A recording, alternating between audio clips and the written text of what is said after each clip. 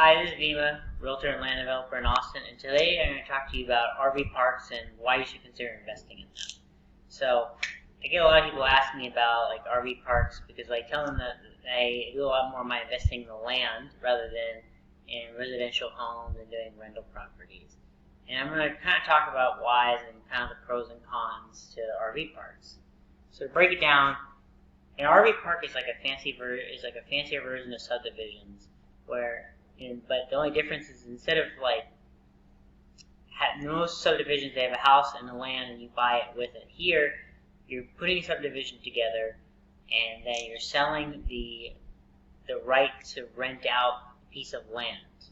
So let me break that down. So let's say we've got this rectangular piece of land that's we'll say, you can't read that, so that's 10 acres, okay? And so we're going to say this portion, we're going to make this commercial, okay? So we got a road, and then we're going to do RV spots as often as we can. So it's 1, 2, okay, 1, 2, let's do 2, 3, 4, 5, 6, 7, 8, and then, so this is one road. Well, I'm not going to draw it all today, but we'll go 9, 9, and 10.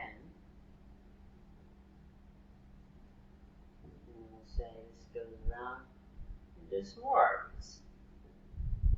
We'll say we'll do 9 here.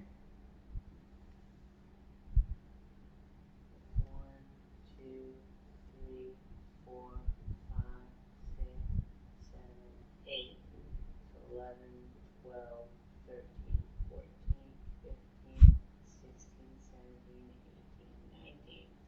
And we're going to say, so we'll make this one long road. You know what? We'll do one more section. We want a bigger RV park.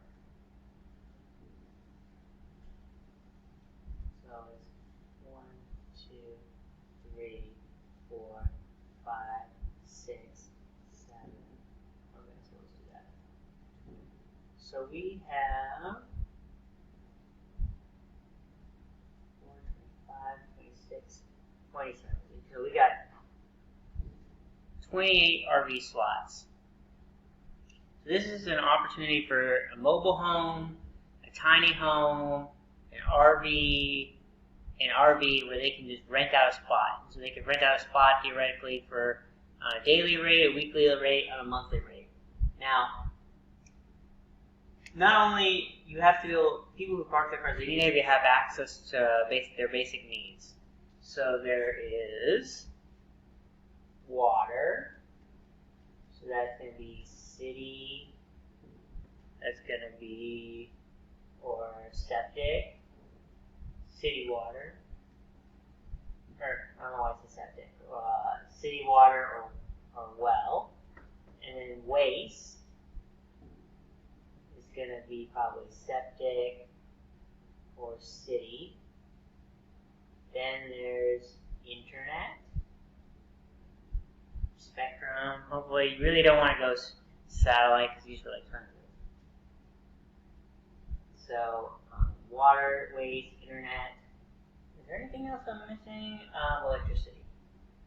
And then electricity. So if you provide these things so that each of these have accesses to these things, then there's a good chance you might be able to get some people to put RVs in those spots. And those are the things that you need. And a lot of, especially outside in Texas, a lot of small towns, there's a lot of RV subdivisions, and so it's a great opportunity to make money. And what I like about RVs compared to rental properties is with a rental property, if somebody stops paying rent, then you've lost 100% of your income. But with RV parks, you have so many different slots. Here we have 28 different slots. And so for example here, we have 28 different slots. and we're going to say theoretically, we'll keep the math simple. Typically it's $500, but let's say we're going to say it is, it's hard to read, so we're going to say 28 spots, $100 a piece. So that gets us $2,800 per month. A lot more than this.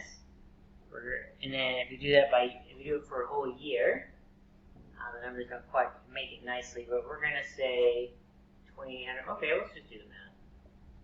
28, and then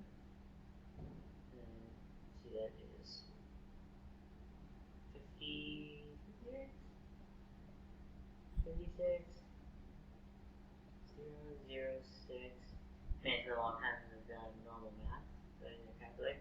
So $33,600 a year. And that's a basis of 100. And typically that's about 500. So if you times that by 5, you could get 5 times 6, 0, 3, 15, 18, 5, 6. So there's $168,000 a year. So you can make a lot of money renting out RV spots. And once you've built it, there's not a lot of maintenance that goes into it. You might have a website for people to deposit their money, and there isn't much to maintain. Like with a rental property, there's so much to maintain, and the house depreciates over time. And with here, there's very little maintenance. The only thing is that there's a lot more upkeep. There's not upkeep costs, but there's a much more upfront cost, because you have to first purchase the land. Then you have to get it zoned, potentially, or permitted, and get it entitled. Then you have to set it up with all the utilities, with city water or well, with waste, with a city or septic, go with internet or electricity. And with that, it gives you, once you've done that, then a lot of the work is done for you. And as well, as I mentioned earlier, once the subdivision becomes more popular, you can use this to sell commercial off. So like you could have a gas station up here and do a lease to rent out that land. So there's potential to make a lot of money. Like as I mentioned before, you could be making $168,000.